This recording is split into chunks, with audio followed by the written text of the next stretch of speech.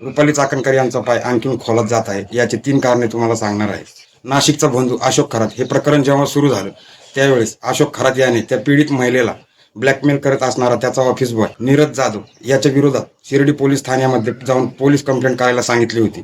बंधू अशोक खरात यानेच पीडित महिलेला ऑफिस बॉयच्या विरोधामध्ये कंप्लेंट करायला सांगितली होती. ही गोष्ट फेब्रुवारीमध्ये घडली होती. त्यावेळेस 5 मार्चला महिला आयोगाकडून शिर्डी पोलिसांना एक पत्र लिहिण्यात आलं होतं. पीडितेबरोबर घडलेल्या अत्याचाराचा आणि ब्लॅकमेलिंगचा लवकरात लवकर तपास करायला सांगितलं होतं. म्हणजे नीरज जाधव विरोधामध्ये त्या महिलेने कंप्लेंट केली होती. अशोक खरात याच्या सांगण्यावरून महिला आयोगाने एसआयटीकडे तपास होता तेव्हा शिर्डी पोलिसांना सांगितलं होतं की त्या महिलेला लवकरात लवकर न्याय द्यावा. ऑफिस बॉय नीरज जाधव याच्या विरुद्ध गुन्हा दाखल केलेल्या पीडित महिलेबद्दल सुनावणी ठेवण्याचे आदेश देखील महिला आयोगाने दिले होते. 17 मार्च रोजी या प्रकरणाची सुनावणी होती.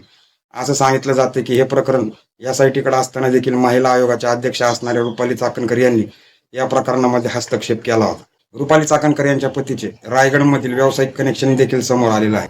सुनील तटकरे यांच्या निकटवर्तीय असणारे महेंद्र चौधरी यांच्याबरोबर चाकणकर यांच्या पतीचे कर्मा कन्स्ट्रक्शन नावाच्या एका बिल्डिंग कंपनीमध्ये भागीदारी असल्याचं सांगितलं जाते. रुपाली चाकणकर यांचे पती आणि महेंद्र चौधरी या लोकांनी जी बिल्डिंग बांधलेली आहे ती रिव्हर लाईन मध्ये असल्याचं देखील सांगितलं जाते. पूररेषेमधील जमिनीवरती अधिकृत बांधकाम करण्याची परवानगी नसते. ही बिल्डिंग देखील अनधिकृत बांधल्याचं सांगितलं जाते आणि याच्या विरोधात देखील तिथे मानमध्ये एक गुन्हा दाखल झाल्याचंही सांगितलं जाते. ज्यावेळेस रुपाली चाकणकर महिला आयोग पदाच्या अध्यक्ष होत्या त्यावेळेस 2010 ते 2015 मध्ये याच्या खर्चाची तरतूद फक्त 2 ते 5 कोटी होती.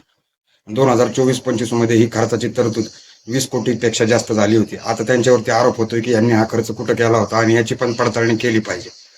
ज्या मोठ्या मोठ्या केसेस होत्या, महिलांवरती झालेले अत्याचार होते, त्या केसेस यांच्याकडे होत्या. त्यामध्ये हे प्रकरण दाबण्यासाठी त्यांनी काही प्रयत्न केला होता का याचीही तपासणी करण्याची आता मागणी होत आहे.